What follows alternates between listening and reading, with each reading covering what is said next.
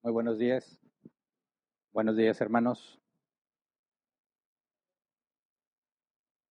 Hoy es Día del Señor. Nos reunimos a proclamar a Cristo, a estudiar su palabra, a orar juntos, a servir a nuestros hermanos, a convivir con nuestros hermanos.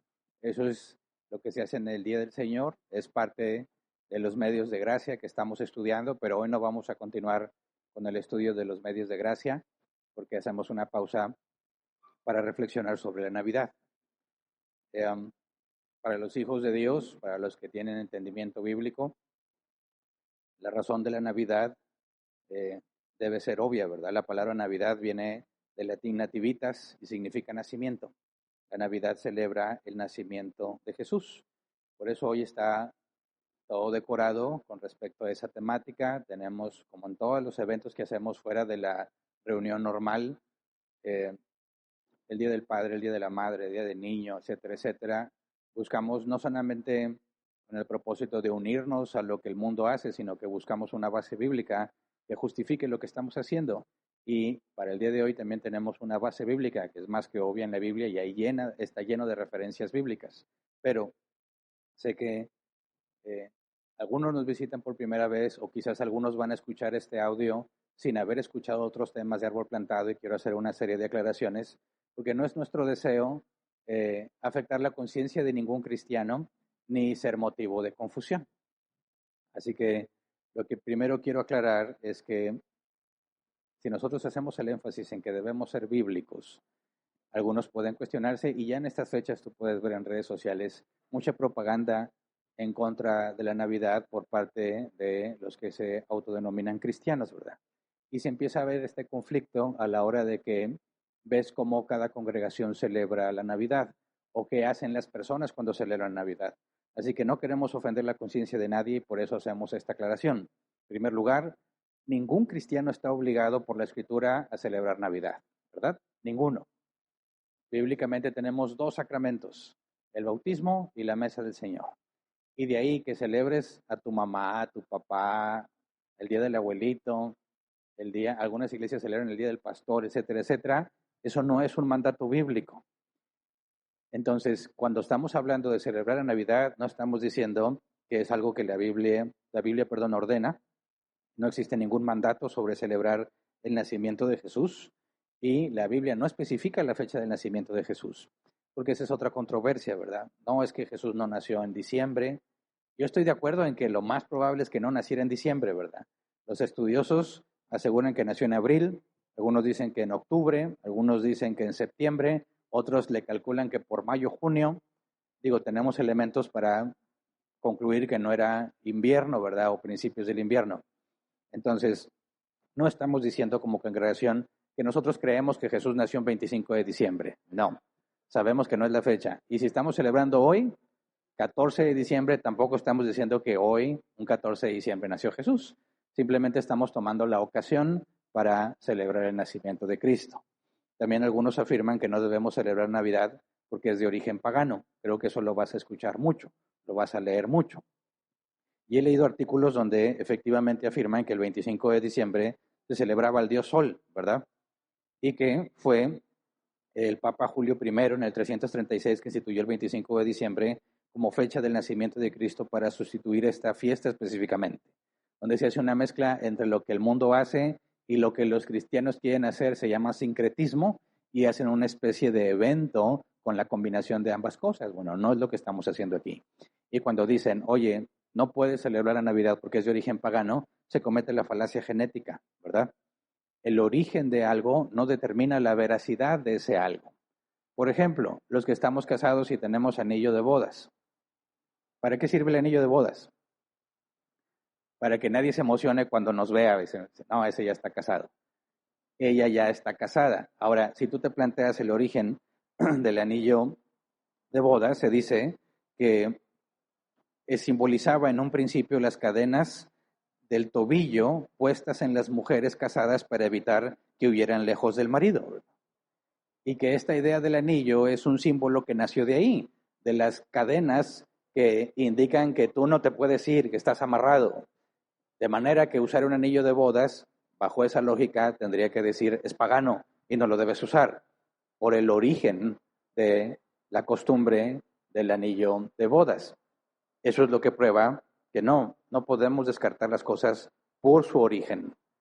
El origen de las cosas no determina si es verdad o no, porque ese es el error que cometieron los dirigentes y muchos en los tiempos de Jesús con respecto a Jesús. Por ejemplo, Juan 7:52 dice, ¿también tú eres de Galilea? Respondieron, investiga y verás que de Galilea no ha salido ningún profeta. Los dirigentes no querían pensar que Jesús era profeta porque era de Galilea, por su origen, ¿verdad? Juan 1:46, de Nazaret, respondió Natanael, ¿acaso de ahí puede salir algo bueno? Ven a ver, contestó Felipe. Decían, ¿cómo que el Mesías viene de Nazaret? Nazaret era una zona de lo peor, de lo peor. Se dice que históricamente era conocida por la prostitución y que los soldados iban ahí a obtener ese tipo de servicios. De manera que cuando dicen que creen que han encontrado el Mesías y que es de Nazaret, por su origen estaban dispuestos a descartarlo. Mateo 13, 55 al 56 dice, ¿no es acaso el hijo del carpintero? ¿No se llama su madre María? ¿Y no son sus hermanos Santiago, José, Simón y Judas? ¿No está con nosotros todas sus hermanas? Así que ¿de dónde sacó todas estas cosas? Nuevamente la gente tratando de menospreciar a Jesús y su mensaje por su origen. Así que no, es una falacia tratar de desacreditar algo simplemente por la forma en la que se originó o de dónde viene. Entonces, cuando escuchas que digan, no debes celebrar la Navidad porque es de origen pagano, no tiene sentido. Es una falacia. Lo mismo con el pino de Navidad. Es que el pino de Navidad tiene origen pagano. Sí, no dudo que haya referencias paganas, pero también históricamente es Martín Lutero quien toma un pino y lo adorna haciendo referencia a los hombres como árboles. La Biblia habla de los hombres en la analogía de los hombres como un árbol. De hecho, tenemos el Salmo 1. Será como un árbol plantado junto a corrientes de agua. Y la idea de poner velitas, porque no había luces LED ni de otro tipo, hablaba de lo que hay en nosotros divino, los dones que Dios nos ha dado para hacer luz en las tinieblas. Y le colgaban frutos como frutos del Espíritu Santo. Entonces, el pino de Navidad, que puede que tenga un origen pagano, también tiene raíces como un origen cristiano protestante. Y no lo puedes descartar por su origen. Porque cualquiera de nosotros que tenga un pino de Navidad y se postre ante el pino y le pida favores al pino, está mal, sin importar que se le haya ocurrido a Martín Lutero. ¿Me explico? Entonces, no podemos descartar las cosas por su origen. Ahora, algunos dicen, y este es el último de los puntos que quiero aclarar, que no debemos celebrar Navidad porque no está ordenado en la Biblia. Y como la Biblia no lo ordena, no lo deberíamos hacer. Y aquí los cristianos nos dividimos en dos posturas. Aquellos que tienen el principio normativo y aquellos que tienen el principio regulador o puritano. El principio normativo determina que el culto debe observar todo lo que la Escritura ordena, pero permite realizar aquello que no prohíbe y no contradice la Escritura. Ese es el principio normativo. Todo lo que la Biblia dice que debes hacer, lo haces. Y aquello que no prohíbe queda a tu criterio, es permitido. Cuando hablamos del principio regulador, dice todo lo que ha sido ordenado por Dios para su culto es obligatorio y todo lo que no ha sido ordenado se encuentra prohibido. Ese es el principio regulador. Respetamos a los que quieran regirse bajo el principio regulador. En Árbol Plantado usamos el principio normativo. Entonces, lo que hacemos aquí va de acuerdo a la Escritura y nada de lo que hay aquí contradice a la Escritura ni va en contra de una ordenanza. Por eso, los que están aquí presentes pueden ver que vas a encontrar nochebuenas. ¿Qué tiene que ver con la Navidad? Absolutamente nada. Pero es una planta que solo florece a fines de año, ¿verdad? Vas a encontrar lucecitas. ¿Tiene que ver con la Biblia? No, pero se ve bonito. ¿Me explico? Ahí es cuando hablamos del tema de adiáfora.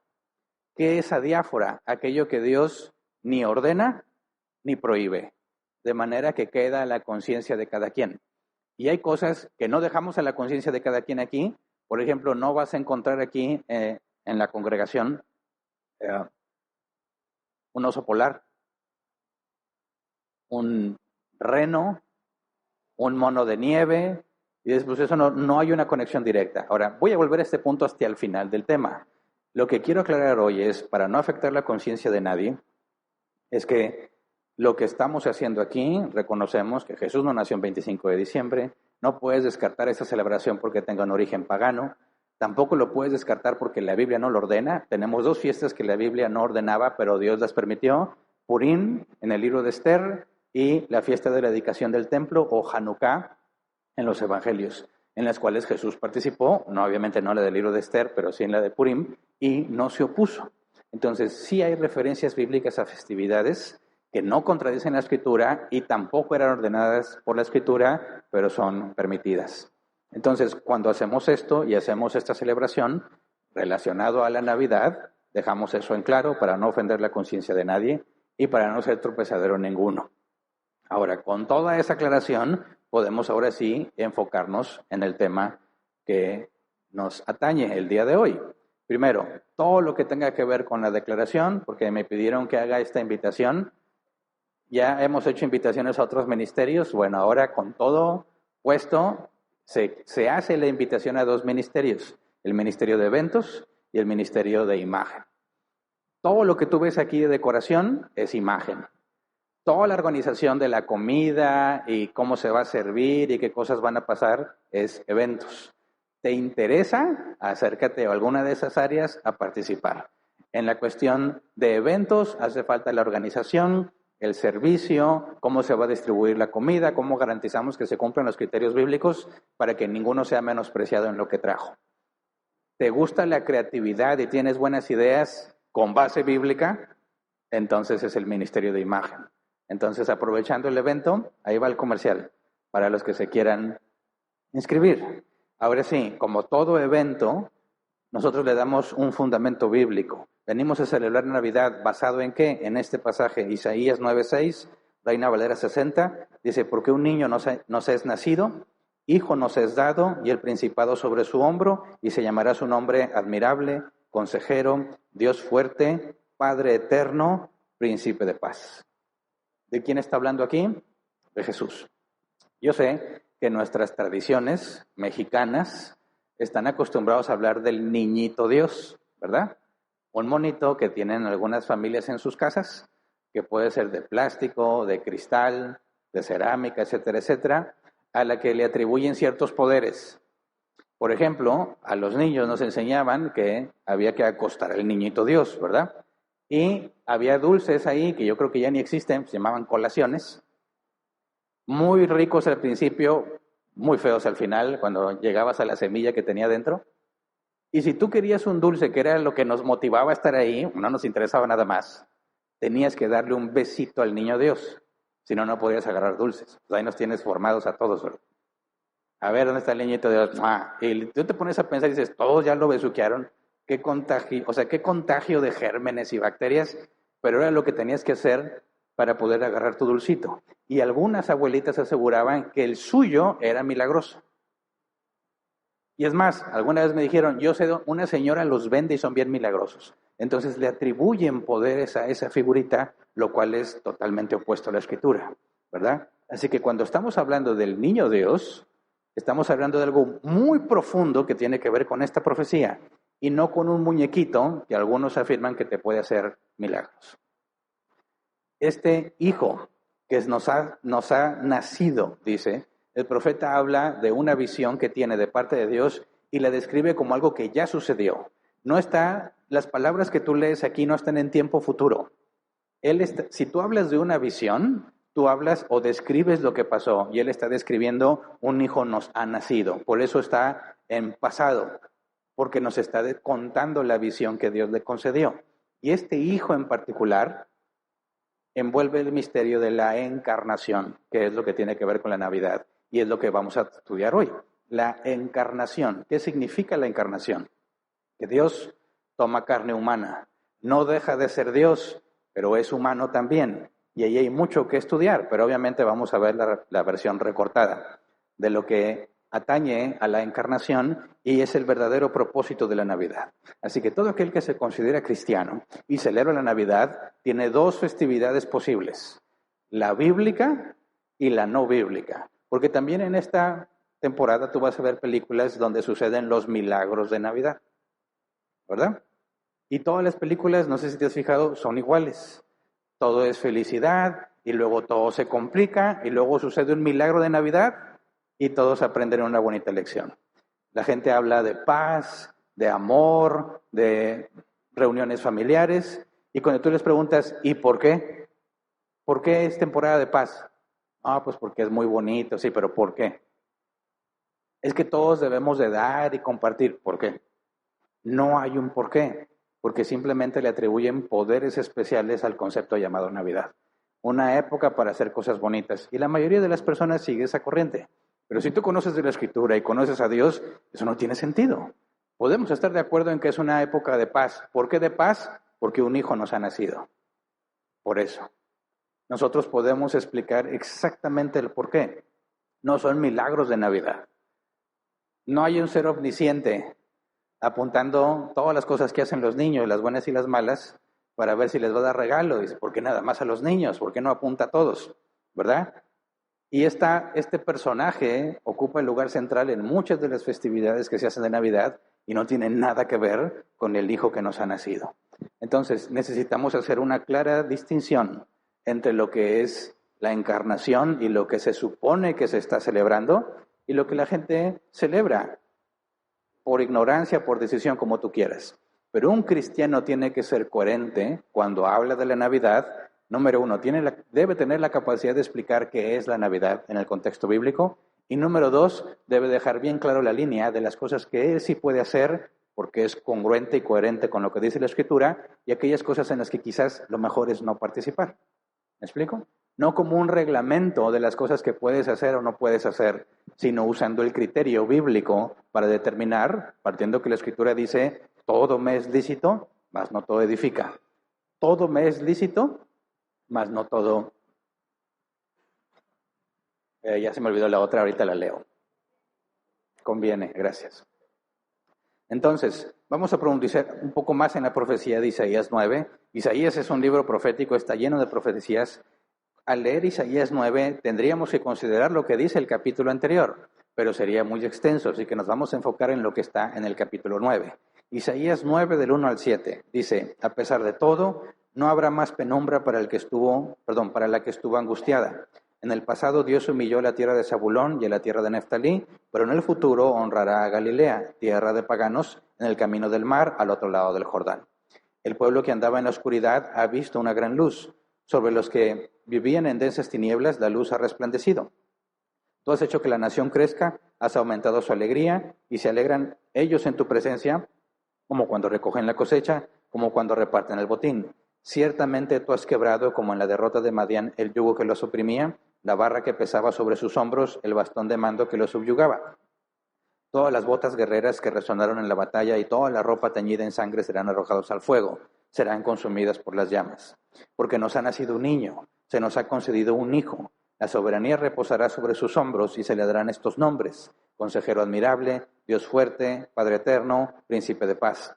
Se extenderá su soberanía y su paz y no tendrá fin. Gobernará sobre el trono de David y sobre su reino, para establecerlo y sostenerlo con justicia y rectitud desde ahora y para siempre. Esto lo llevará a cabo el celo del Señor Todopoderoso. Y ahí tenemos un panorama más amplio de lo que se está profetizando, ¿verdad? Ahora, cuando desglosamos paso por paso, nos da información muy valiosa para entender cómo es que esto aplica a Jesús. Cuando dice, a pesar de todo, no habrá más penumbra para la que estuvo angustiada. En el pasado, Dios humilló a la tierra de Zabulón y a la tierra de Neftalí, pero en el futuro honrará a Galilea, tierra de paganos, en el camino del mar, al otro lado del Jordán. Y aquí está hablando de la invasión que sufrió Jerusalén. Los primeros en ser atacados fue la zona donde estaba Galilea. Son los primeros que fueron masacrados, los primeros que fueron destruidos. Y el profeta está diciendo, pero llegará un día en el que Dios hará que llegue la luz a Galilea. ¿Me explico?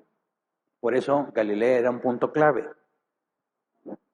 La Biblia de Estudio de la Reforma dice estas regiones de Galilea fueron las primeras en sufrir la invasión asiria en el 732 a.C. Así que la profecía del Hijo que nos ha nacido tiene que ver con Galilea. Versículo 2. El pueblo que andaba en la oscuridad ha visto una gran luz. Sobre los que vivían en esas tinieblas, la luz ha resplandecido. Y la Biblia es clara con estas analogías. Cuando habla de tinieblas y cuando habla de luz, hace referencia al mal y hace referencia al bien. Dios siempre está asociado con la luz. El mal siempre está asociado con las tinieblas. Así que cuando dice, ha visto una gran luz, tiene que ver con lo que Dios hace. ¿Me explico? 3, versículo 3 dice, tú has hecho que la nación crezca, has aumentado su alegría y se alegran ellos en tu presencia como cuando recogen la cosecha, como cuando reparten el botín. Ciertamente tú has quebrado como en la derrota de Madián el yugo que los oprimía, la barra que pesaba sobre sus hombros, el bastón de mando que los subyugaba. Está hablando de liberación. Van a ser libres, empezando por Galilea. Y cita, en pocas palabras, la victoria que Dios le dio a Gedeón, ¿verdad? Cuando fue a luchar con un ejército enorme solo con 300 soldados. Está diciendo, así como Gedeón con muy pocos hombres derrotó una gran nación, algo similar va a experimentar Galilea y serán liberados. Versículo 5 dice, todas las botas guerreras que resonaban en la batalla y toda la ropa teñida en sangre serán arrojadas al fuego, serán consumidas por las llamas. Es decir, se acaba la guerra. Fíjate cómo está hablando de un asunto bélico. Está diciendo, se acaba la guerra de forma definitiva. Va a haber paz. Dios va a librar a su pueblo. Versículo 6, porque nos ha nacido un niño, se nos ha concedido un hijo. La soberanía reposará sobre sus hombros. Pausa. La soberanía reposará sobre sus hombros. Soberanía, en hebreo, gobierno, dominio. Y sobre sus hombros te da la idea de cargar una responsabilidad, de cargar un peso. Está diciendo que este hijo que nos ha nacido será quien gobierne. Está hablando de un rey. ¿Me explico? En el contexto israelita, cuando habla de soberano y de que alguien tiene la soberanía sobre sus hombros, está hablando sobre un rey. Así que el niño que nos ha nacido tiene que ver con la realeza. Para que alguien sea de la realeza, tiene que tener ascendencia real. Es decir, no se pueden autoproclamar reyes. Tienes que pertenecer a un linaje de reyes, descendiente de personas que han estado reinando. Y dice que se le dan nombres, ¿verdad? Se le darán estos nombres: Consejero admirable, Dios fuerte, Padre eterno, Príncipe de paz. Ahora, en el contexto bíblico, tu nombre refleja quién eres. ¿Me explico? Así que no sé cómo te llames. Si estuviéramos en el contexto bíblico, tu nombre refleja quién eres. Por eso encontramos personajes a los que Dios les cambia el nombre, ¿verdad? Jacob, que significaba usurpador. Su nombre fue cambiado a Israel, que significaba príncipe de Dios. Abraham a Abraham, del nombre común y corriente a una nueva identidad, padre de multitudes. Sarai, a Sara, que tiene que ver con sonreír. Entonces, tu nombre decía quién eres, reflejaba tu personalidad. Estos nombres que están aquí descritos, la intención es comunicarnos quién es este hijo, este futuro rey, que va a empezar su liberación partiendo de Galilea. Cuando dice consejero admirable, en el hebreo consejero es aconsejar, y admirable se traduce como maravilla, y en algunos otros pasajes se traduce como milagro. Por ejemplo, Salmo 78, 11 al 12, dice, echaron al olvido sus proezas, las maravillas que les había mostrado, los milagros que hizo a la vista de sus padres en la tierra de Egipto, en la región de Zoán. Cuando habla de milagros, es la misma palabra maravilla que se nos traduce como admirable. Entonces, cuando es un consejero admirable, una traducción válida es un consejero hacedor de milagros, o alguien que puede aconsejar de forma milagrosa. Está hablando de una sabiduría, y cuando habla de milagros, tiene que ver con lo divino. ¿Para qué sirve un milagro? ¿Alguien se acuerda? ¿Para qué sirve un milagro? Para autenticar al mensajero. Cuando alguien venga y te diga, Dios me dijo que hagas esto, ¿cómo podrías tú estar seguro de que Dios le dijo eso? Aguas que ya se acercan las fechas de Año Nuevo y en muchas partes van a empezar a pedir primicias y van a citar la Escritura diciendo que tienes que traer el primer sueldo del año y van a sacar de contexto todo eso y van a afirmar que Dios les dijo. Ahora, si yo dijera, Dios me dijo que me des todo tu aguinaldo, ¿cómo podrías estar seguro de que Dios me dijo eso? Es una pregunta. Tú créeme, ¿alguna vez te he mentido? ¿Sería un argumento válido para decir, bueno, ok, Hernán, ahí te va todo mi aguinaldo? ¿Qué tendría que hacer yo para que me creyeras que Dios me dijo que me des tu aguinaldo? Bueno, el propio Dios pone los criterios. Tiene que hacer algo que solo Dios podría hacer para que yo le pueda creer que Dios lo mandó. Ese es el concepto de un milagro. Una señal, algo que solo Dios podría hacer. Es decir, no puede ajustarse a las leyes naturales.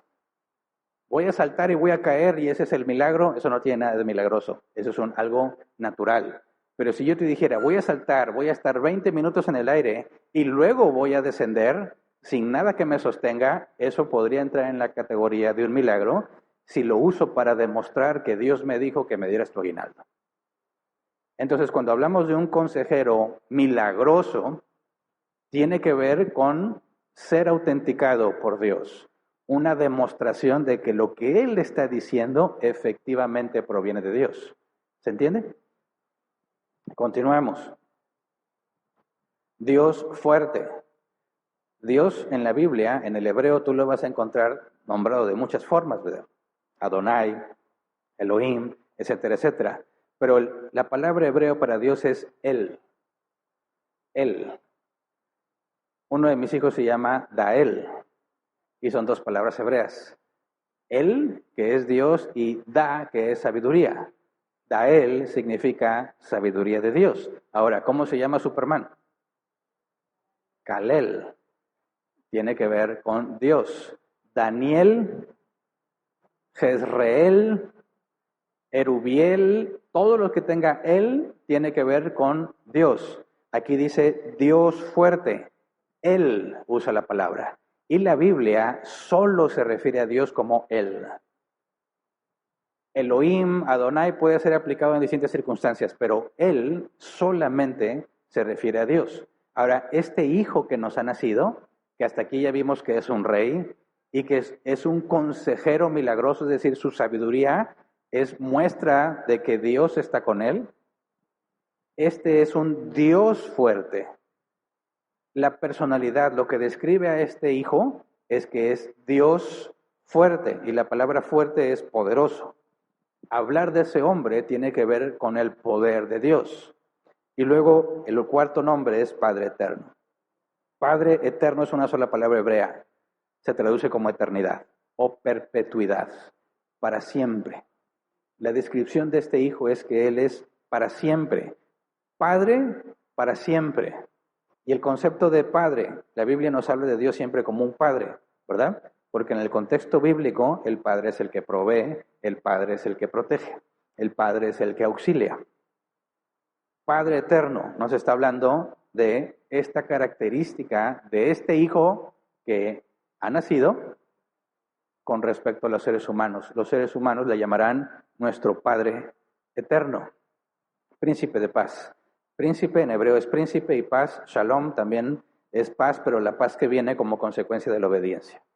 Es importante distinguir, porque para nosotros la palabra paz nos sirve para muchas cosas, ¿verdad? Hasta para pegarle a alguien, paz. Pero cuando hablamos de la paz, nosotros podemos hablar de paz porque no hay ruido, paz porque estoy, no sé, en la playa, acostado, sin llamadas de teléfono, sin trabajo. Por eso cuando hablamos de la paz en la Biblia, pensamos que es lo mismo. Ay, Dios va a hacer que me sienta bien tranquilo. No, el concepto de paz en hebreo, shalom, es la paz que viene como consecuencia de la obediencia. ¿Me explico? Quien dice, no debo nada, todo está pagado, el refri está lleno, no hay necesidades, no hay goteras en la casa, todo lo que he tenido que hacer lo he hecho, esa paz que se experimenta es el concepto de shalom. Y cuando dice que es príncipe de paz, es un gobernante de shalom. Implica justicia, implica hacer todo lo que se debe de hacer para poder experimentar esa paz. Entonces, estos nombres no aplican para cualquier persona, ¿verdad? Tú podrías pensar en un consejero admirable, quizás podrías aplicárselo a un hombre. Tenemos ejemplos bíblicos de hombres con mucha sabiduría como Salomón. Dios fuerte, fuerza que viene de parte de Dios, ¿sí? Tenemos ejemplo como Sansón, ¿verdad? Príncipe de paz. Como príncipe de paz tenemos a David también. Pero Padre eterno no aplica a ningún ser humano. Padre eterno no aplica a ningún ser humano. Por eso esta profecía envolvió un misterio. Termino de leer la profecía. Se extenderá su soberanía y su paz y no tendrá fin. Gobernará sobre el trono de David y sobre su reino, para establecerlo y sostenerlo con justicia y rectitud desde ahora y para siempre. Esto lo llevará a cabo el celo del Señor Todopoderoso. ¿Qué hombre puede gobernar hoy y para siempre? Ninguno. Por eso esta profecía era muy compleja de entender. Un hombre no puede cumplir con esas características. No puede. La Biblia afirma que este misterio fue revelado. Efesios 3, versículo 8 al 12, palabra del apóstol Pablo, dice: a mí, está hablando el apóstol Pablo, que soy menos que el más pequeño de todos los santos, me fue dada esta gracia de anunciar entre los gentiles el evangelio de las inescrutables riquezas de Cristo. Gentiles son aquellos que no son del pueblo de Israel. Dice, versículo 9, y de aclarar a todos cuál sea la dispensación del misterio escondido desde los siglos en Dios que creó todas las cosas, para que la multiforme sabiduría de Dios sea ahora dada a conocer por medio de la Iglesia a los principados y potestades en los lugares celestiales, conforme al propósito eterno que hizo en Cristo Jesús nuestro Señor, en quien tenemos seguridad y acceso con confianza por medio de la fe en Él. Y vamos a desglosarlo, porque dice muchas cosas. Primero, para que la multiforme sabiduría de Dios sea ahora dada a conocer por medio de la Iglesia a los principados y potestades en los lugares celestiales. Esto ya requiere un lenguaje más técnico cristiano, ¿verdad? ¿De qué está hablando? De que Dios usó a la Iglesia para dar a conocer el misterio que había estado oculto. Y cuando habla de los principados y potestades en los lugares celestiales, está hablando de lo que la Biblia conoce o denomina como ángeles. Y sabemos que hay dos tipos de ángeles, ¿verdad? No las jerarquías entre ellos, sino tipos de ángeles.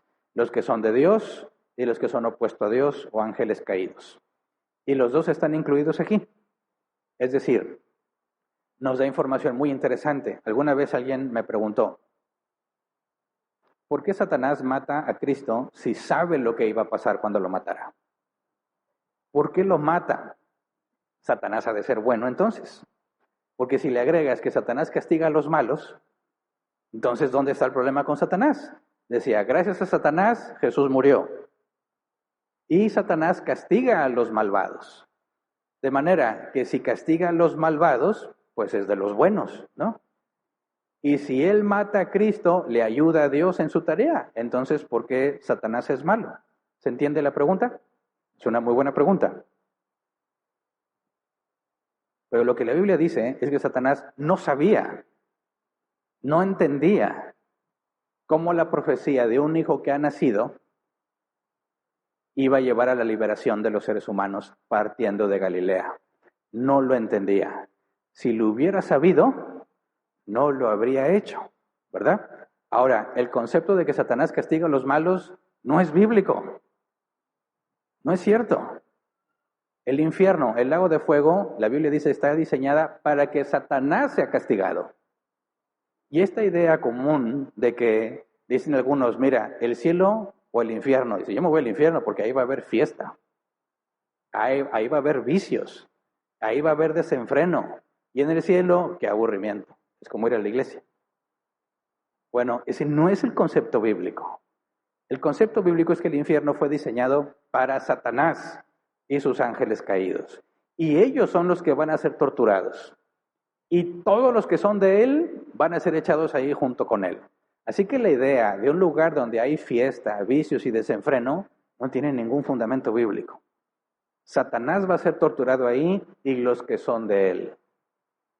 Entonces, Satanás no ayudó a Dios a cumplir con el calvario de Cristo y la salvación de la humanidad. Satanás lo hizo pensando que le hacía daño a Dios sin conocer el misterio que había sido ocultado por Dios. Y Satanás no castiga a los malos. De hecho, si tú estás haciendo las cosas mal, te va a felicitar, te va a ayudar y te va a apoyar. Te va a decir, dale campeón. Si te hace feliz, hazlo. Porque la Biblia dice que Dios castiga y reprende a los que son sus hijos. Y a los que no, les dice, Romanos capítulo 1, te entrega a tu propio pensamiento depravado para que hagas lo que no convenga. ¿Qué fue lo que Jesús le dijo a Judas antes de que lo traicionara? Lo que has decidido hacer, ve y hazlo. O sea, haz lo que tú quieras. Eso es lo que se le dice a los que Dios no considera sus hijos. Pero a los que considera sus hijos, los disciplina y los castiga. Así que si tú estás pasándola mal y dices, es que ¿por qué Satanás me castiga? Estás muy equivocado. Entonces, regresando al tema, el apóstol Pablo nos dice, todo eso estaba escondido, oculto. Nadie entendía, ni los seres celestiales entendían cómo es que un hijo, un ser humano, iba a hacer todo lo que dice ahí e iba a librar a la humanidad. Así que lo que Satanás hizo, torturando a Jesús, lo hizo por puro gusto. No tenía idea de que ese era el medio por el cual iba a traer la salvación. Entonces tenemos como resumen que empezaba en Galilea, que tiene que ser un rey, ¿verdad? Por lo tanto, hablando del contexto israelita, tiene que ser descendiente de David. Que iba a ser un consejero milagroso, o sea, con sabiduría divina. Dios poderoso, el poder de Dios iba a manifestarse en él. Y un príncipe de paz, alguien que gobierna haciendo todo correctamente de manera que experimentamos paz. ¿Quién era este? Lo que dice Lucas 4, versículo 14 al 21. Dice, y Jesús volvió en el poder del Espíritu a Galilea, y se difundió su fama por toda la tierra alrededor, y enseñaba en las sinagogas de ellos, y era glorificado por todos. Vino a Nazaret, donde se había criado, y en el día de reposo entró en la sinagoga, conforme a su costumbre, y se levantó a leer. Y se le dio el libro del profeta Isaías, justo lo que estamos leyendo. Y habiendo abierto el libro, halló el lugar donde estaba escrito, el Espíritu del Señor está sobre mí, por cuanto me ha ungido para dar buenas nuevas a los pobres, me ha enviado a sanar a los quebrantados de corazón, a pregonar libertad a los cautivos y vista a los ciegos, a poner en libertad a los oprimidos, a predicar el año agradable del Señor. Y enrollando el libro, lo dio al ministro y se sentó, y los ojos de todos en la sinagoga estaban fijos en él. Y comenzó a decirles, hoy se ha cumplido esta escritura delante de vosotros. Y este es el principio del ministerio de Jesús. Después de bautizarse en el Jordán, antes de que empezara a predicar el Evangelio y hacer cualquier milagro, se fue específicamente a Galilea, a Nazaret, y ahí les dice, esto se ha cumplido hoy delante de nosotros. Y se cumple la profecía donde una gran luz llegó a Galilea y empezó a pregonar la libertad. ¿Pero libertad de qué? No los liberó de los romanos, estaban oprimidos por los romanos. Porque la Biblia no habla de esa libertad humana, habla de la libertad en la cual todo ser humano está cautivo por sus malas decisiones. ¿Me explico? El problema del ser humano es que tienes la capacidad de hacer lo que tú quieras. Y no me refiero a cualquier cosa en el universo, no porque te propongas volar vas a volar. Me refiero a que tienes la libertad para decidir. Y cada decisión que tomamos nos trae consecuencias. Y muchos de los sufrimientos que experimentamos fue debido a nuestras propias malas decisiones. ¿Cómo le haces para que las personas hagan solo lo bueno y nunca lo malo? Muy sencillo, quítales la libertad. ¿Me explico? ¿Cómo hacemos para que la gente deje de hacer el mal? Quítales la libertad. ¿Verdad? ¿Cómo le haces para que un ladrón o alguien que merezca hacer la pena encarcelado deje de robar? Lo encarcelas. Y ahí ya no roba, porque le quitaste su libertad para decidir seguir robando. Y ese es el problema de la humanidad, que somos libres para decidir. Y nuestras decisiones no nada más nos afectan a nosotros, afectan a los que están alrededor nuestro. ¿Me explico? Hay muchos casos y muchos ejemplos. Cuando un niño sufre porque su papá no vive con ellos, ¿a qué se debe el sufrimiento? A una mala decisión de sus padres. ¿Correcto? Cuando las personas sufren de injusticia, ¿por qué están sufriendo de injusticia? Por la decisión de otro que le decidió quitar las cosas, apoderarse, aún por medios legales, etcétera, etcétera. El problema de la humanidad es que somos libres para decidir y decidimos lo que nos parece mejor. Y de ahí viene todo el problema del dolor y el sufrimiento. Y cuando la Biblia habla de libertad, ¿de qué libertad nos está hablando? De esa específicamente. La libertad de nosotros mismos. ¿Por qué hacemos lo malo? Porque queremos, porque nos parece la mejor opción. ¿Me explico? ¿Por qué si te encuentras una billetera tirada y una persona ahí cerca, por qué no se la regresas? Porque tú quieres el dinero. Y ahí está el problema del sufrimiento. Hacemos lo que nos parece mejor. Y eso es lo que daña, eso es lo que lastima, eso es lo que nos encarcela, nuestras propias malas decisiones. La libertad de la cual habla la Biblia es esa libertad. La libertad para hacer solo el bien y no el mal. Y nadie tenemos esa libertad hoy en día. Nadie de nosotros somos libres para hacer solo lo bueno. Siempre terminamos haciendo lo malo, no nada más a nosotros mismos, sino a los que están con nosotros. Entonces, cuando habla de la libertad, muchos se confundieron cuando Jesús decían, este es el Mesías, dice, sí, pero nos va a librar de los romanos. No, la liberación de la cual habla la Biblia es mucho más profunda, la liberación de ti mismo. Por eso está esta paradoja. La Biblia nos enseña que cuando somos esclavos de Jesucristo, realmente somos libres. ¿A qué se refiere? A que si yo me propongo obedecer lo que Dios ha dicho, y como si fuese un esclavo solo lo puedo hacer, de esa manera me libro de mis propias malas decisiones. Y mi esclavitud a la voluntad de Dios me libera de mi libertad para pecar. Por eso es que, esclavizado a las cosas de Dios, realmente soy libre. No es contradictorio. Parece lo que lo denomina una paradoja, pero no es. Porque en un sentido me esclavizo a hacer solo lo bueno que Dios manda, y en el otro sentido soy libre de mis propias malas decisiones. Ahí viene el concepto de Shalom. La obediencia a Dios me trae paz, librándome de todas las barbaridades que puedo decidir hacer. ¿Se entiende? Por eso cuando Jesús dice, se ha cumplido, vengo a pregonar la libertad a los cautivos, de eso está hablando, de la verdadera solución al problema del ser humano. Porque tenemos un problema con Dios. Si Dios es perfecto, si Dios es bueno y Dios es justo, y tú y yo no, ¿cómo podríamos habitar en el mismo lugar?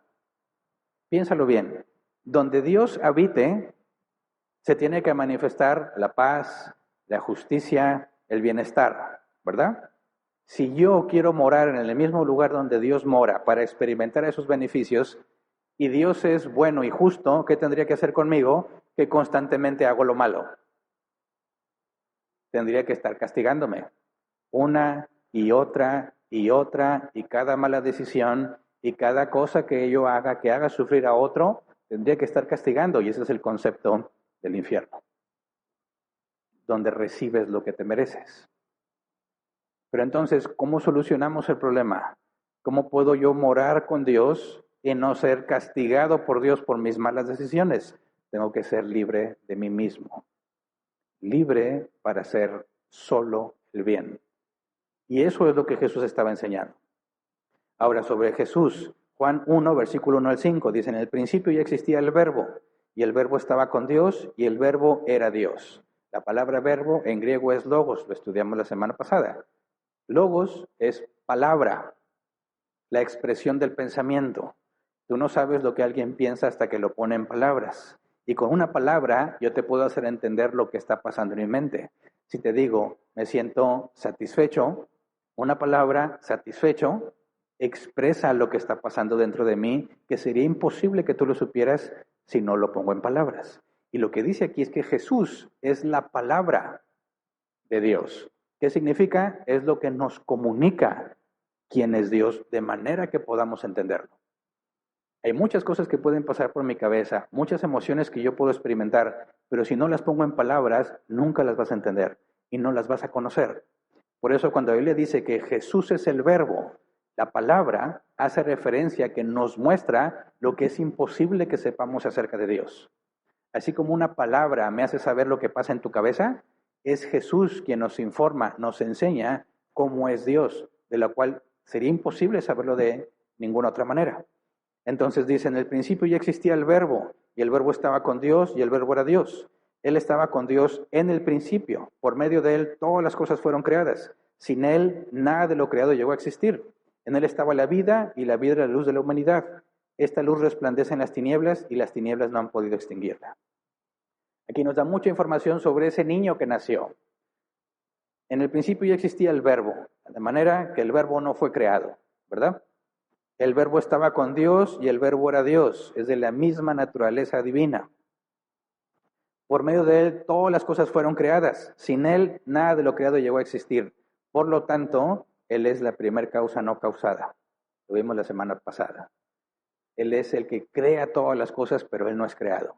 Si no hay una primera causa no causada, no tiene sentido el universo. No lo podríamos explicar en términos lógicos y coherentes. Por eso se le llama a Dios el ser necesario. Y lo que nos dice aquí es que Él es el primero. Él es el que creó todas las cosas y Él no es creado. la primer causa no causada. Dice, en él estaba la vida y la vida era la luz de la humanidad. Es el concepto teológico de aceidad. ¿Qué es la aceidad? Que no necesito de algo externo para vivir. La vida que tenemos la podemos perder. Una vez morimos, no hay solución, porque la vida no está en nosotros. Por eso decimos que el ser humano existe. Decimos que Dios no existe, y no te me asustes. No estoy diciendo que Dios no existe en el sentido general, sino en la verdadera palabra para describir. Hablamos de lo que es y lo que no es, ¿verdad? Y tú no eras, y luego eres, y luego dejas de ser. Porque yo no he estado aquí siempre, y luego vine, y luego me vuelvo a ir cuando me muera. De ahí viene la palabra existencia, que viene del ser, pero no eres el ser, porque la vida no es un atributo tuyo. Tú no tienes vida en ti mismo. La vida te es dada y luego te es retirada. Pero Dios, el concepto de aceidad es que Él tiene vida en sí mismo.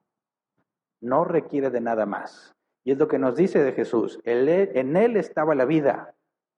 Él no tiene a alguien que le da vida. Él es la vida. Dice, y la vida era la luz de la humanidad. Por lo tanto, Él es eterno.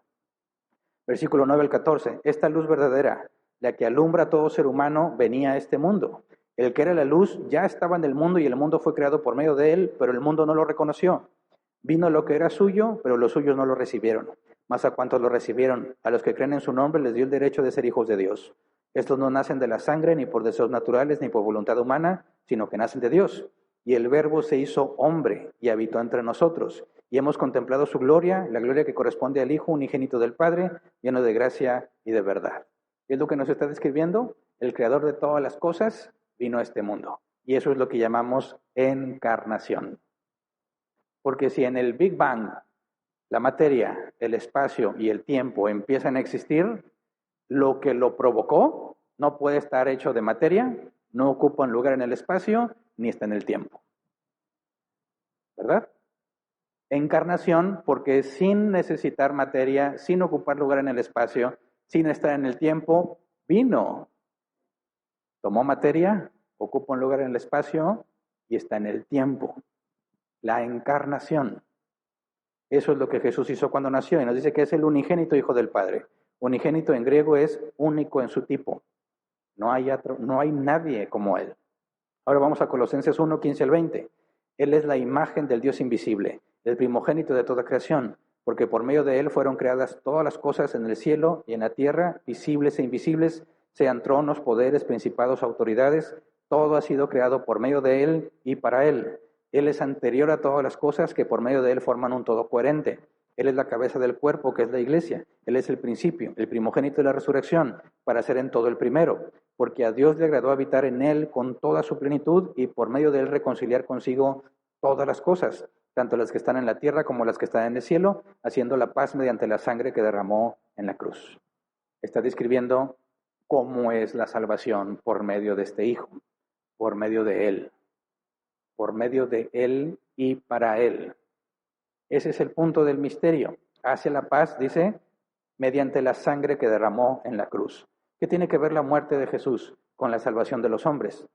La Biblia usa una palabra que tiene que ver con contabilidad. Dice, todos cuando pecamos, cuando hacemos el mal, eso significa pecar, errar al blanco, Dios te manda que hagas siempre el bien y no podemos. Y cuando no hacemos el bien, pecamos. Y eso genera una deuda que tienes que pagar porque Dios es justo. Y Dios, como es justo, te tiene que cobrar lo que debes. En eso consiste la condenación, que llegará el día en que el juez viene a demandar justicia, que pagues lo que debes. Y esa es la condenación eterna. Dado que tú puedes elegir entre el bien y el mal, y escuchas el Evangelio, y decides vivir tu vida como mejor te parece, claramente has especificado, tú no quieres estar con Dios, tú quieres hacer lo que mejor te parece. Y en eso consiste la condenación, en que Dios te dice, de acuerdo, jamás habitarás conmigo. Por lo tanto, cada cosa que tú hagas, Dios te va a dar lo que te mereces, la justicia que mereces, el justo pago, la justa retribución. Ahora, es una deuda. Piensa, desde que tienes conciencia del bien y del mal, ¿cuánto debes? ¿Cuántas cosas malas has hecho? Muchísimas, muchísimas. Todos los días hacemos algo mal, ¿verdad? Y alguno dice, pero yo no robo, no mato, no asesino, no soy secuestrador. No es necesario llegar a tal extremo. Siempre que tú hagas algo que implique que otro experimente sufrimiento, adversidad, dolor, tristeza, ya estás haciendo el mal. Y muchas veces hacemos eso. Ahora, ¿cuál es la solución? La Biblia dice, debes pagar. Jesús dijo, yo pago. Cada dolor, cada sufrimiento que tú has provocado, lo justo es que tú lo sufras. ¿Correcto? Eso es justicia. Darle a cada quien lo que merece. Si hiciste algo bueno, por justicia te corresponde un buen aliciente, una buena recompensa. Si hiciste lo malo, se te tiene que cobrar y pagar sufriendo el mal que hiciste. Jesús vino y sufrió, sin tener que deber nada. Él nunca pecó. El Calvario es la paga de la deuda. Eso es lo que dice la Escritura, haciendo la paz mediante la sangre que derramó en la cruz. Jesús dijo, yo vengo y sufro lo que tú ibas a sufrir para que tú no tengas que sufrirlo y tu deuda es cancelada. ¿Se entiende? Esa es la esencia del misterio. ¿Cómo podría Dios, siendo justo, liberar al que merece ser castigado? Si Dios es justo, tiene que ser justicia. Y si no te da lo que te mereces, entonces no es justo. No podría ser justo y perdonarte al mismo tiempo. Si tú vas ante el juez y alguien es acusado de violación y el juez dice, pero yo soy muy bueno, así que vete, te dejo en libertad, dice, no, eso no es ser bueno, eso es ser injusto. Entonces, ¿cómo Dios podría perdonar al pecador? Pagando la deuda, Él mismo. Dice versículo 19, porque a Dios le agradó habitar en Él con toda su plenitud y por medio de Él reconciliar consigo todas las cosas, tanto las que están en la tierra como las que están en el cielo, haciendo la paz mediante la sangre que derramó en la cruz. Ahora Filipenses 2, 5 al 11. La actitud de ustedes debe ser como la de Cristo Jesús, quien siendo por naturaleza Dios, no consideró ser igual a Dios como algo a que aferrarse. Por el contrario, se rebajó voluntariamente, tomando la naturaleza de siervo y haciéndose semejante a los seres humanos. Y al manifestarse como hombre, se humilló a sí mismo y se hizo obediente hasta la muerte y muerte de cruz. Por eso Dios lo exaltó hasta lo sumo y le otorgó el nombre que está sobre todo nombre, para que ante el nombre de Jesús se doble toda rodilla en el cielo, y en la tierra y debajo de la tierra, y toda lengua confiese que Jesucristo es el Señor, para gloria de Dios Padre. De eso se trata la encarnación. Jesús se humilla a sí mismo, se despoja de la naturaleza divina en el sentido de los atributos, y toma naturaleza humana, y viene y vive y paga por todos los que Él ha decidido perdonar, y luego es restaurado a la gloria que tenía. Ese efecto de Dios de venir a ser como nosotros, pagar y regresar, es la encarnación. Y de eso se trata la Navidad. De eso se trata la Navidad. Los fundamentos básicos, la preexistencia del Hijo. Jesús no existió cuando nació en el pesebre.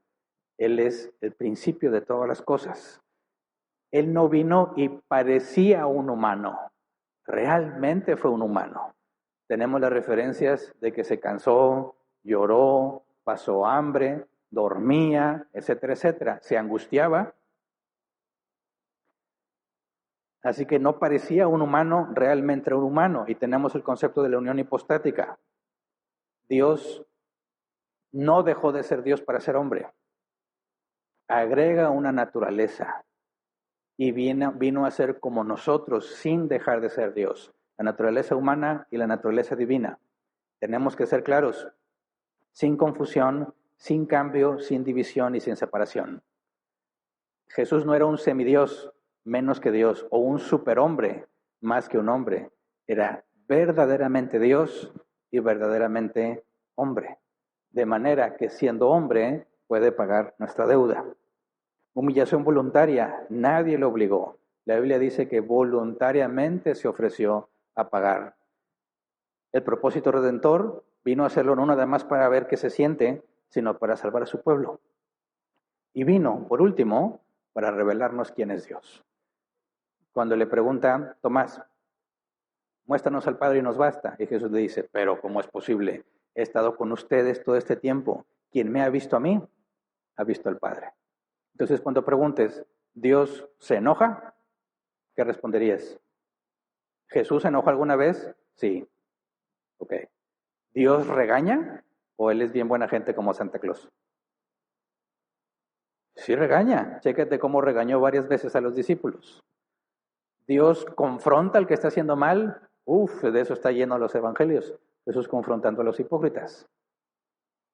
Dios perdona. Sí, tenemos los ejemplos de Jesús perdonando. Todo lo que haya hecho Jesús, Él dice, esto es Dios, así es Dios. Jesús es Dios y quien lo ha visto a Él sabe cómo es Dios. Por eso era necesaria la encarnación y eso es lo que estamos celebrando. Ahora, ¿qué tiene que ver eso con los renos? ¿Qué tiene que ver eso con el Grinch? ¿Qué tiene que ver eso con la nieve? Nada. Entonces, ¿de qué se trata la Navidad? Ese es el punto que los cristianos no deben olvidar. La Navidad se trata de la encarnación y todo lo que eso representa para los que son de Cristo. Ahora, ¿es malo que uses un suéter navideño incluyendo los ridículos? No, que tengas una pijama temática de elementos esos navideños, aunque no tiene nada que ver con la Navidad. No, que hagas intercambio de regalos, ¿es malo? No, que comas tamales, romeritos, pavo, no, tampoco está mal. Que tengas un reno, un oso polar, un mono de nieve, aquí no hay nieve, pero parece, no, un pino de Navidad tampoco. Ojo, esas cosas ni están ordenadas ni están prohibidas. Por lo tanto, es adiáfora. No tiene nada de malo, pero la Navidad no se trata de eso. Pero hay otras cosas que sí pueden distorsionar la esencia de la Navidad. Santa Claus. ¿Qué es o quién es Santa Claus?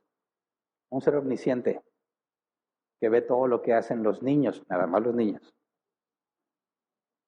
Siempre está viendo a los niños y tiene una lista de las cosas que hacen para recompensarlos, pero nunca los castiga.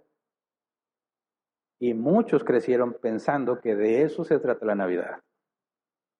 Es decir, estás reemplazando al único Dios omnisciente y poniendo un ser muy inferior, ocupando el lugar que le corresponde a él. Así que el concepto de Santa Claus es pecaminoso en sí mismo, no, pero puede distorsionar el sentido de la Navidad. Rodolfo el reno que traía la nariz roja como la grana y de un brillo singular. No tiene de malo en sí mismo, a menos que lo tomes como ejemplo moral. El Grinch, aquí en México no hay mucho del Grinch, son los que estamos más pegados a la frontera. Dicen el Grinch es para que sepas que no todo se trata de regalos, ¿verdad? Y dices, bien, pero el Grinch es un personaje malo que asusta a los niños. Y ya reemplazaste el concepto de Satán por el Grinch. ¿Te fijas? Son elementos que tienen como que un parecido o atributos bíblicos, pero sin la Biblia, sin Dios, sin el concepto de pecado, de sufrimiento, de arrepentimiento, sin sacrificio. Es una manera muy diluida. La Navidad como época de amor, paz y buena vibra, sin referencia al arrepentimiento. Los milagros de Navidad, como las películas, que como es Navidad suceden milagros, es algo que solo Dios puede hacer. Entonces, todo es lícito, mas no todo conviene. Todo es lícito, mas no todo edifica. Ninguno de los que se dicen cristianos, bíblicos, hijos de Dios, debería extraviarse en esas cosas. Ahí estamos afanados porque tienes que comprar regalos a todos. Y te endeudas y pasas la tarjeta para poder dar regalo. ¿Por qué? ¿Por qué? Para quedar bien. Y luego viene la cuesta de enero, donde lo que te regalaron viene y te lo quitan porque no lo pagaste. Donde eso que sacaste de crédito te lo van a quitar porque no lo pagas. Dice, eso va en contra de la doctrina de la mayordomía bíblica. Entonces, no tiene nada de malo que tú participes en esas cosas siempre y cuando no le robes el lugar que solo le corresponde a Dios. ¿Se entiende? Por eso aquí no promovemos ese tipo de cosas, aunque tampoco las prohibimos, porque la Biblia no las prohíbe. Es donde cada uno tiene que usar su criterio y entender que aunque es lícito, tal vez no conviene. Y aunque es lícito, tal vez no edifica. Es nuestra oportunidad para mostrar cómo podemos ser coherentes con las celebraciones actuales. Que ninguno esté afanado por todo lo que tiene que comprar, todo el caos que se genera en las tiendas, que porque es Navidad, por favor, tiene nada que ver con la Navidad. No tiene nada que ver con que es que yo tengo que estrenar ropa, se tiene que estrenar y se endeudan porque tienen que estrenar. Por favor, no tiene nada que ver con la Navidad. Vienen las posadas en el trabajo, las rifas, gloria a Dios, aleluya. A ver si nos ganamos algo. Yo nunca me he ganado nada, pero a ver, tal vez Dios, Él es soberano y lo puede hacer, ¿verdad? No tiene de malo que participes, pero ten mucho cuidado de no desviarte. Por eso esta festividad, por eso este alto. No vayas con la corriente. No vayas con la corriente. Analiza, piensa y decide lo que es mejor. ¿Se entiende? Tenemos que celebrar y glorificar a Jesús, el Hijo que nos ha nacido, que por medio de su sufrimiento, por medio de su muerte, pagó la deuda, pero su vida perfecta, su justicia, fue imputada a nosotros. Nuestro conflicto se resuelve, ya no le debo nada a Dios. Y la promesa de que Él regresará me va a cambiar. Eso es lo que dice la Biblia. Prometió y profetizó que vendría una vez, y Él mismo dijo que regresaría. Así que lo estamos esperando. Si ya vino una vez, aunque pasaron siglos y siglos y siglos, y dijo que vendría otra vez, y ya han pasado un buen de siglos, podemos confiar en Él. Y cuando la Biblia dice que Él regrese, ahí se consuma la libertad. No habrá más llanto, no habrá más tristeza, no habrá más dolor. Pero eso sí, a nadie lo van a obligar a estar con Él. A nadie va a ser obligado a estar con Él. Solo aquellos que aquí lo esperamos. Solo aquellos que aquí nos esforzamos por hacer lo que Él dice. Solo aquellos que aquí nos esforzamos en conocerlo cada vez más, son los que van a estar con Él. Al que no le importó, no se le va a forzar, no se le va a obligar. Y en eso consiste la buena noticia. Que todo lo que hemos hecho, toda la deuda que has acumulado, puede ser saldada. No elimina las consecuencias, pero no tienes que cargar más con eso. Todo porque un día a Dios le plazó que su Hijo fuese encarnado y Él se ofreció voluntariamente. Y Él tiene la capacidad de perdonar a quien Él quiera. Y Él le dice que si tú te humillas, Él no te rechaza. Así que es una excelente época para recordar que nada de lo que tenemos es merecido, porque si nos diera lo que merecemos, ya hubiéramos sido consumidos. Y es por gracia. ¿Tienes trabajo en estas fechas? Es por gracia. Hay muchos que no lo tienen. Así como hay mucha gente feliz, es una época donde se incrementan los suicidios. Así como para muchos es felicidad y familia, los que están solos sufren. Y no le ven sentido a la Navidad. Por supuesto, porque la Navidad secular no tiene sentido. Se basa en el dinero y en el bienestar. Pero la Navidad bíblica se basa en una sola persona, en Jesús. Y no necesitas dinero, y no necesitas salud, solo lo necesitas a Él. Así que celebremos y glorifiquemos a Jesús en estas fechas. Y vamos a ponernos de pie y vamos a orar.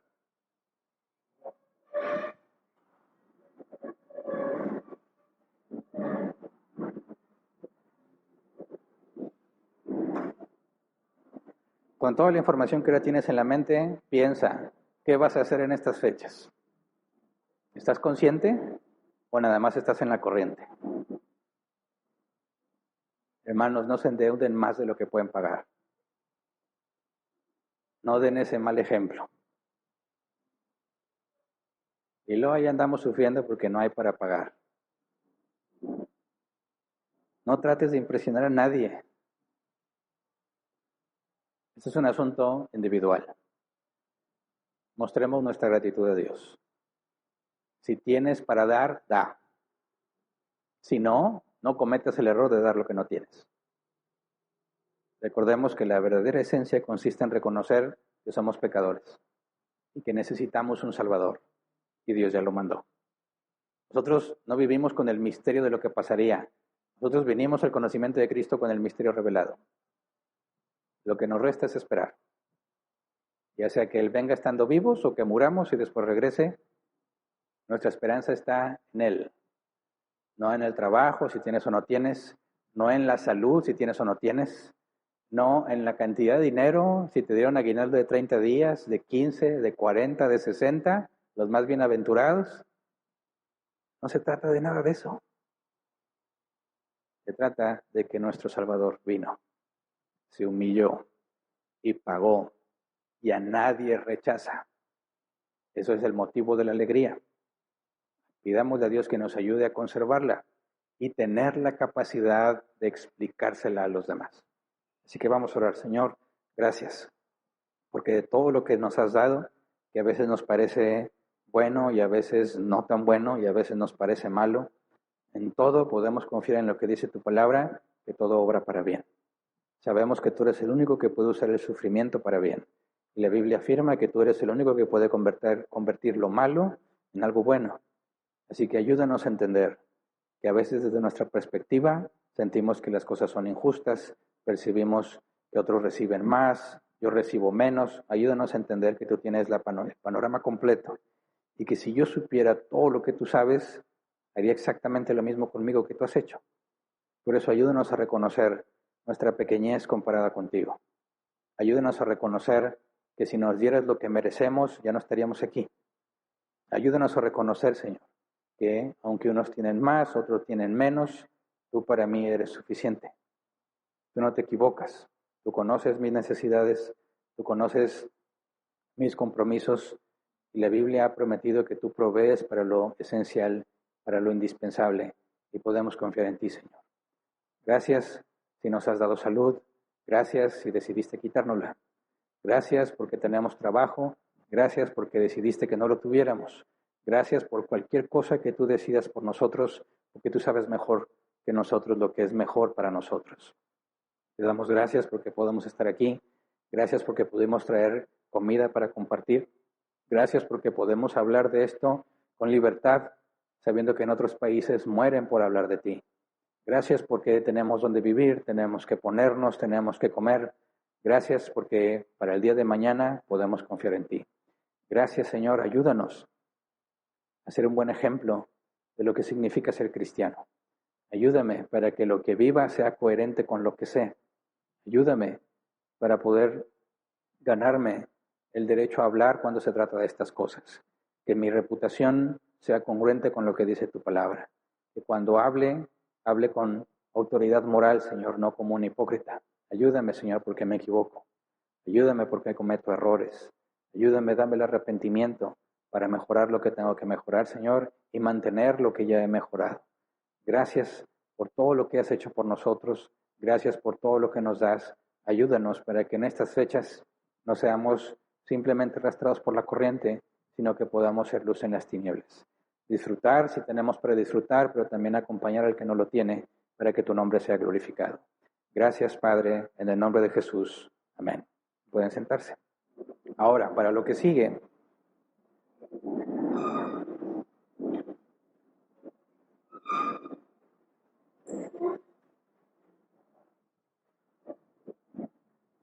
Siempre, después de la enseñanza, damos oportunidad a las preguntas. Dije, no creo que vaya a haber preguntas, pero ya vi que hay. Entonces, voy a tomar 15 minutos como máximo, tratar de responderlas. Nuestros hermanos del Ministerio de Eventos van a empezar a apoyar con lo que sigue.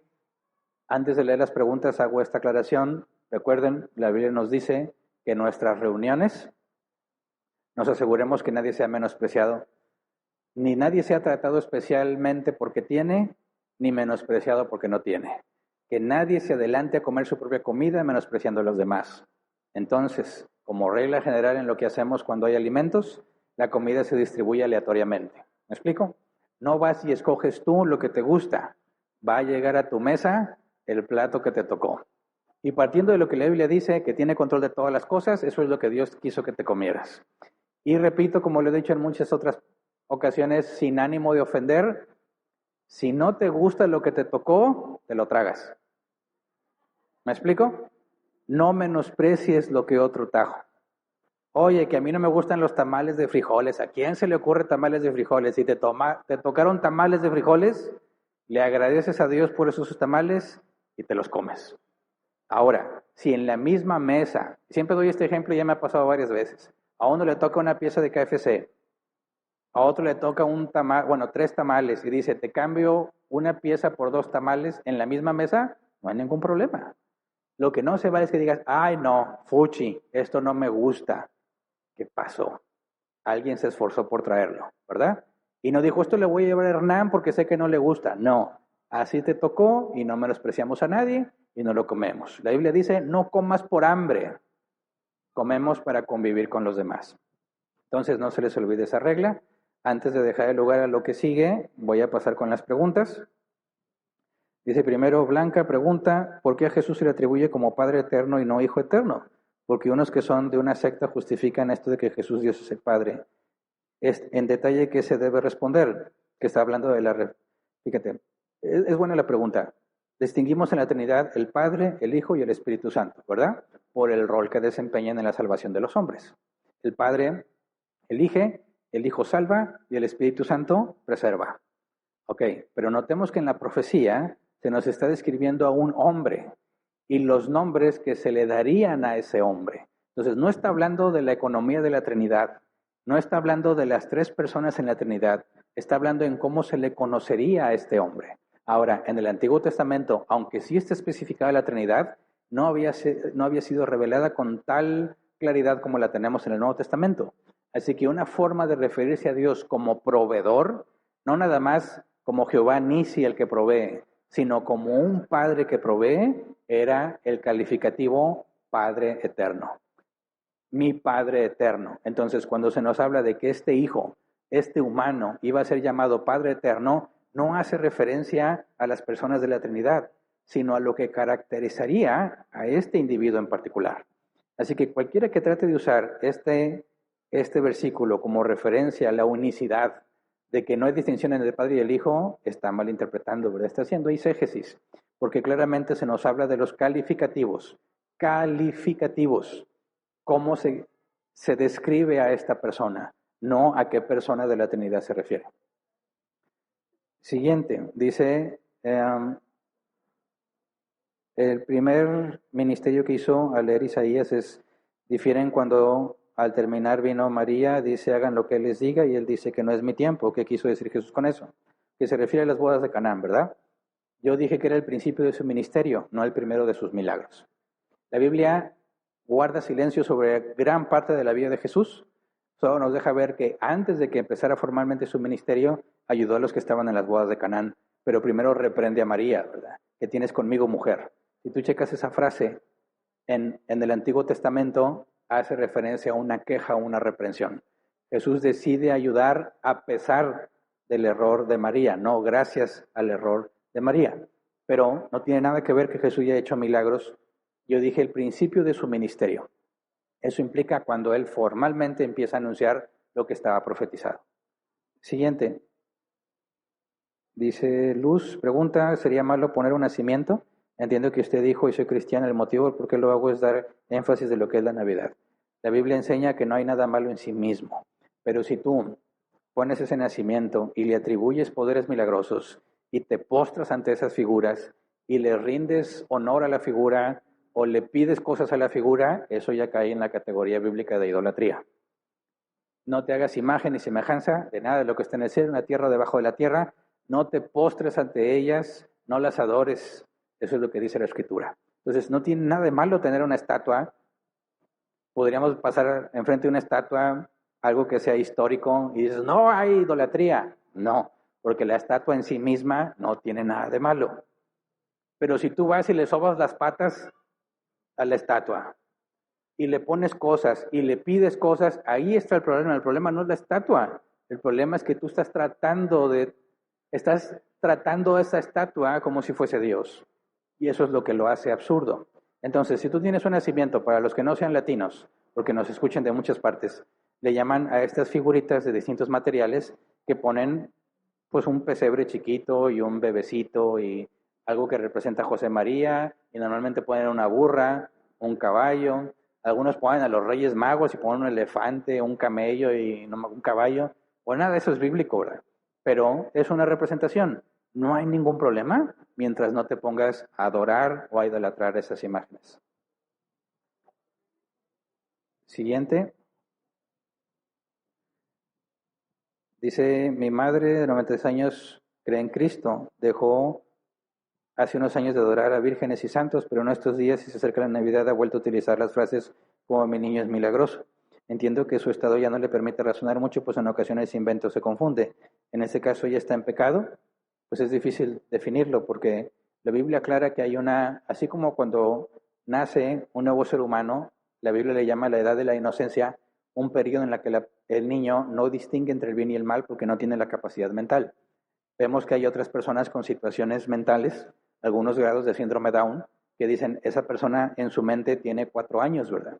Y aunque tenga 30, 40 o 50 en edad física, su edad mental no. Y hay muchas cosas que no puede entender y no puede percibir y no puede controlar. Ahí es donde la Biblia nos muestra que existen estas circunstancias donde si la persona no es consciente del pecado, la Biblia no le demanda sobre ese pecado del cual no tiene control. Una cosa es que yo no sepa que es pecado, otra cosa es que no tengo la capacidad de frenar eso que estoy haciendo. Entonces, así como alguien que tenga problemas mentales toma algo porque le gusta, como cuando un niño pequeño lo toma, en su mente no está el concepto de robar, ¿verdad? No entiende la propiedad privada, de manera que no tiene control sobre sus actos. Puede haber personas con enfermedades mentales o a cierta edad, senil le llaman, donde quizás el cerebro ya no funciona igual. Y existe la posibilidad de que sea algo similar, pero no hay una referencia bíblica clara con respecto a eso. De todas maneras, nosotros, nuestro deber bíblico es hacerle saber a la persona cuáles son los criterios bíblicos para que tenga la oportunidad de corregir su comportamiento. Siguiente.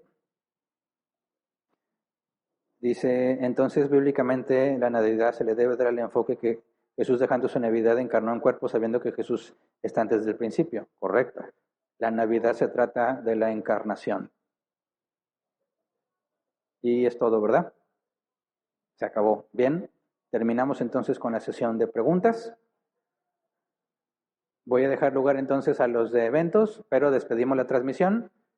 Y quiero aclararlo, no es que los hagamos menos a los que nos están viendo en línea, pero como hay participación de los niños, no queremos arriesgarnos a alguna situación donde un niño sea expuesto y sus imágenes sean usadas para mal, ese tipo de cosas, o sin el consentimiento de los padres, etcétera. Por eso es que decidimos no transmitir lo que sigue después de aquí. No es porque es algo oculto, misterioso, que no queremos que la gente sepa, no. Simplemente no queremos problemas legales de ese tipo. Siempre que hay alguien aquí enfrente, tiene que estar informado de la responsabilidad que eso implica. Así que cuando participan niños, no se transmite. Los que estamos aquí vamos a continuar. Los que están en línea, bueno, les agradecemos el tiempo invertido.